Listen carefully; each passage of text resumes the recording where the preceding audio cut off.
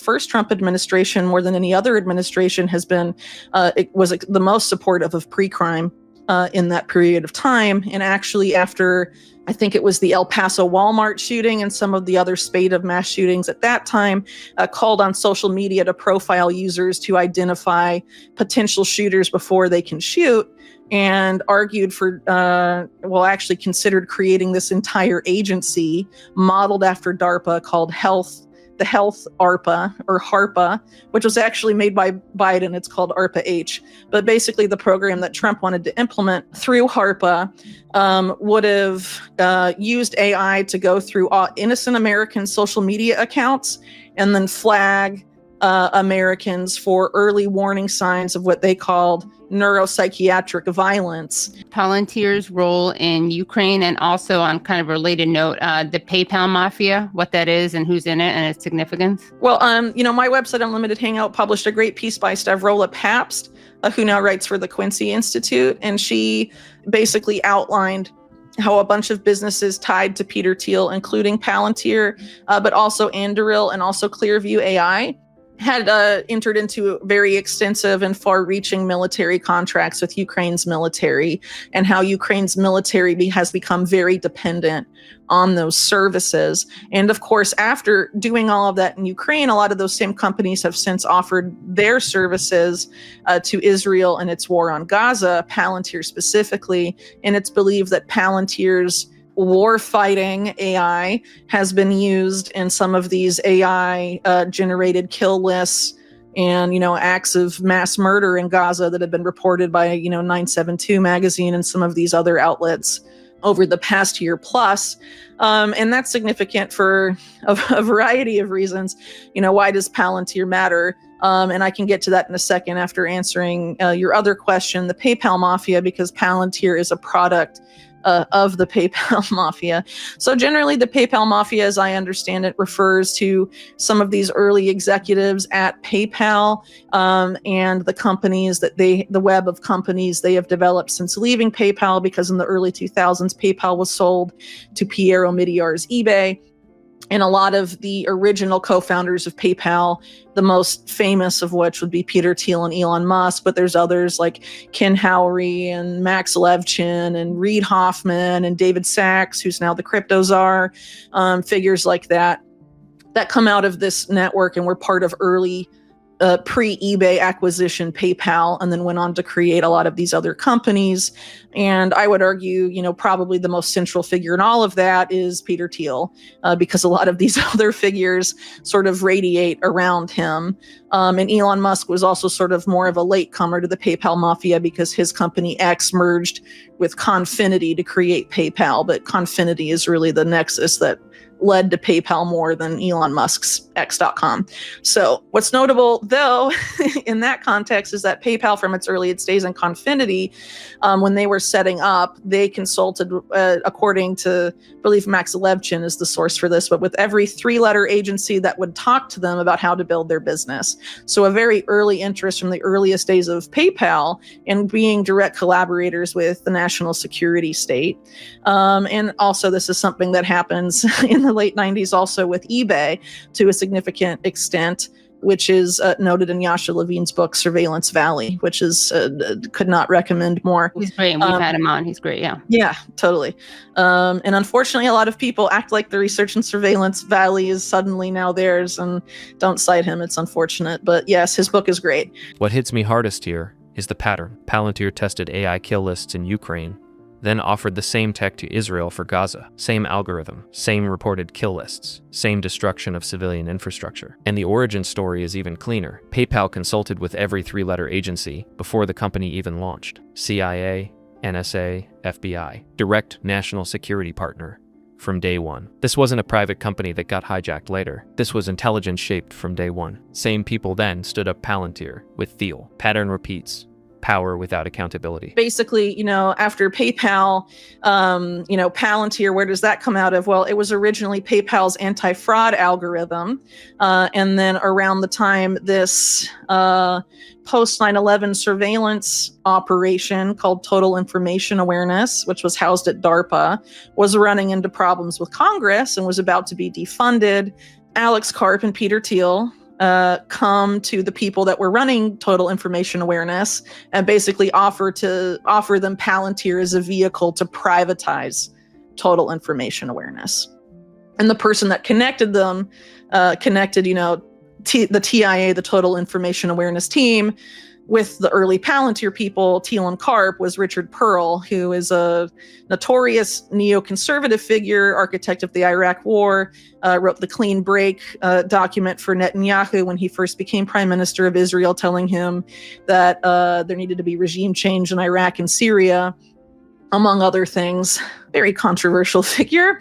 And so basically, total information awareness, even though it was defunded by Congress, continued under the name Palantir for all intents and purposes, and with intimate involvement from the CIA. And so Palantir, their first client for the first 3 years of their existence as a company, it was the CIA. Their earliest funder, aside from Peter Thiel himself, the CIA's in-q-tel. Developers from Palantir went to CIA headquarters in Langley, Virginia every 2 weeks for several years, having the CIA guide their product. And it was basically, and the CIA had previously, even though total information awareness was housed at DARPA, the CIA had been intimately involved in that project. And basically the goal of total information awareness was to surveil absolutely everything about every American and collate that and analyze it with algorithmically, or now with AI, right? For the purpose of basically categorizing Americans, supposedly with the idea of stopping terrorist attacks before they happen.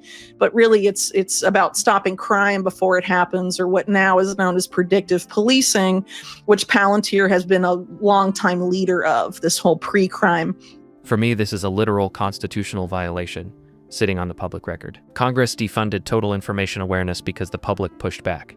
Surveillance of every American was too much. Then Thiel and Karp took that same ex-DARPA mission, renamed it Palantir, and kept it alive with the CIA. No new vote, no new congressional oversight, just a private label change. Same surveillance mission. And the CIA guided the product for 3 years straight. Engineers sat at Langley every 2 weeks. Same goal, surveil every American, categorize them, predict what they might do later. Every president since Bush has built on this infra. Nobody stop it. They became controversial, of course, for piloting their predictive policing pre-crime programs in low-income minority neighborhoods in New Orleans, Los Angeles, etc. And a lot of these algorithms, including, Palantir's, are notoriously inaccurate. So the one that LAPD started using after Palantir, called Predpol, was found through an investigation to be less than 0.5% accurate in determining who would commit crimes or not. So it's the ultimate, algorithm to prison pipeline for people. Like, you just live in the wrong neighborhood and you have the wrong ethnicity, or the wrong, you went to the wrong school or whatever, the algorithm can flag you as you'll likely commit a crime, and you can be sort of sent off to jail preemptively, which is very disturbing stuff. And ultimately, Palantir, as the reincarnation of total information awareness, is not just meant to be used abroad. Its intention has always been domestic, but it's mostly been used, abroad extensively, allegedly leading Navy SEALs to Osama bin Laden and all of these other storied exploits via its extensive military contracts abroad. But it's important to stress again that it's intended not for the war on terror, but also the war on domestic terror, the infrastructure of which has been developed by every president since George W. Bush, and very extensively by the Trump administration, which arguably the first Trump administration, more than any other administration, has been, it was the most supportive of pre-crime. The 0.5% accuracy stat, that one disturbed me the most in the entire clip. Out of 1,000 people flagged, only 5 would be correct. 995 equals false positive. And who got the test? Low-income black and minority neighborhoods in New Orleans and LA. Same profile every time. People with the least political capital to fight back. Same formula. BlackRock, Palantir, AI pre-crime, power holds the algorithm, accountability traces nowhere, consequences fall on the public. I don't see how any DOJ can defend that demographic trust right now.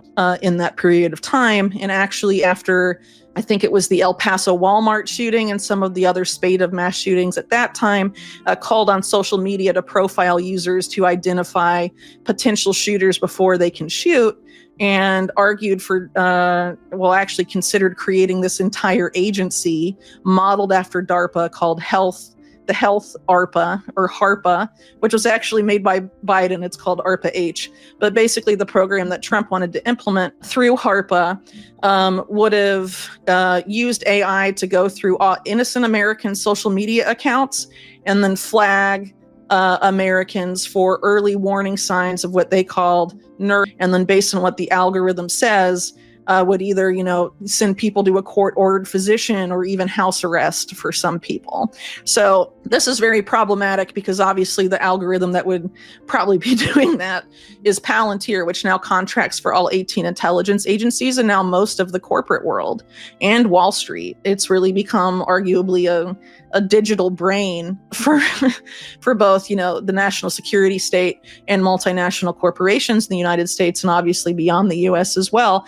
And it runs most of our health data through its numerous contracts with HHS. And that's also true in the UK. It has the contracts for the NHS health data. So the fact that they could, have the intention to exploit mental health for the purposes of pre-crime, it's very problematic. They have access to so many people's healthcare data and, social media, anything that's public about you, your finances. They suck all of that up like a Hoover and, make it searchable for the national security community. And they also are known to label people as subversive based on, what is sucked up about you. So it is definitely not a friendly program. It is not America First or pro-liberty or any of this messaging that they've tried to stamp on it. It's really the incarnation of the worst impulses of the neoconservatives from the Reagan-Bush era, and is sort of being framed as, great and efficient and all of this stuff. And unfortunately, our current vice president, J.D. Vance, his entire political career owes itself to the man that created Palantir, Peter Thiel. And, a lot of prominent figures with ties to Palantir, like Joe Lonsdale, a Palantir co-founder, have sort of been wheeled out and given a lot of media attention for his proximity to Musk and Vance and DOGE and all of this stuff. And a lot of these figures have engaged in very dubious activities with the national security state, which you think, the Trump's base, which is so concerned about quote unquote deep state influence, would be concerned about Palantir's presence here, since nothing typifies the so-called deep state more than them as a company. Neuropsychiatric violence. Reframing for clarity here. When Whitney mentions Starlink satellites for the intel community without naming agencies, that's a soft framing on her end. Verified public source. Starlink's military contracts are documented. But presumably CIA is her speculation, not confirmed. What's solidly confirmed: Palantir contracts with all 18 intelligence agencies plus Wall Street. J.D. Vance's political career was literally created by Peter Thiel. Thiel funded primary, then VC network. My take: when you elect an anti-deep state candidate whose career was built by a deep state contractor, that's not corporate diversity. That's infrastructure reset. Trump admin is just new management. Same old stack. AI equals the new mask. Owners didn't change. It's also, but going back to the PayPal Mafia, it's not just Palantir. There's a lot of other companies that have sort of come out of that nexus that are very important to the national security community. Obviously, Elon Musk SpaceX is a big one, which basically runs Space Force. De facto runs it. It's their main private contractor for everything. And obviously, the Starlink subsidiary is a big part of that as well, with major military applications. And they're also, admittedly building the satellite constellations for the intelligence community. They won't say which agencies, but presumably the CIA, because why else would you not want that publicly reported? But, a lot of extensive national security ties here. And, that should be really concerning for people that are worried about mass surveillance, because, it's not just, oh, I'm not doing anything wrong. So who cares if they're looking at me? When you add the element of this predictive policing, pre-crime, all of that kind of stuff that all of this is intimately tied to, and then Trump's previous willingness to entertain those ideas, it doesn't really matter if you're not doing anything wrong. What ultimately matters is if the algorithm thinks you might do something wrong in the future, and how do you defend yourself against that? So this is why, I've been a pretty big critic of a lot of these figures in governance, because I don't think they're really interested in liberty. I think they're more interested in government by algorithm, and ultimately the algorithms that are most important to the government right now are run by these people. Yeah, it's like a rebranding, right? Or it's a different kind of corruption and control. Well, it's a centralization of power too. So if you look at the Department of Government Efficiency and some of these broader efforts in the Trump administration to greatly reduce the workforce, that's being framed as being cost effective and more efficient. But there's a lot of focus on what's being removed by DOGE, but not a lot of interest in what's replacing it. Right. So if you fire tens of thousands of employees from the government, what are you replacing them with? Well, it's very clear the ambition is to replace them with artificial intelligence. And maybe that's more cost efficient, but it arguably leads to a greater centralization of power, right? Because who controls the AI that's replacing all of those people and then has the influence within the government of those tens and thousands of people? Well, it's probably either Sam Altman's OpenAI company, maybe it'll be Elon Musk XAI company, or a handful of their competitors, which is honestly, it's quite a small playing field of the ones that are influential enough to garner those kinds of significant contracts. And it's worth pointing out that, a lot of people that have been hired at DOGE are connected either to Musk's own companies like SpaceX or to Palantir. So I think it's safe to say that a lot of those contracts will probably end up going to some of those companies, since no one has had to really divest from any of their interests in that sense. What stands out to me here is that this stops being just a surveillance story and becomes a power transfer story. If federal workers are replaced by AI, and the real question is not efficiency, it's control. Who owns the models, gets the contracts, who sets the rules? Whitney's point is that the same network keeps showing up. Palantir, SpaceX, XAI, OpenAI, the same contractors, the same political relationships, the same concentration of power. For me, that's the real warning at the end of this clip. Government by algorithm is still government by people, just with less visibility. If this breakdown helped, like, subscribe, and share for more.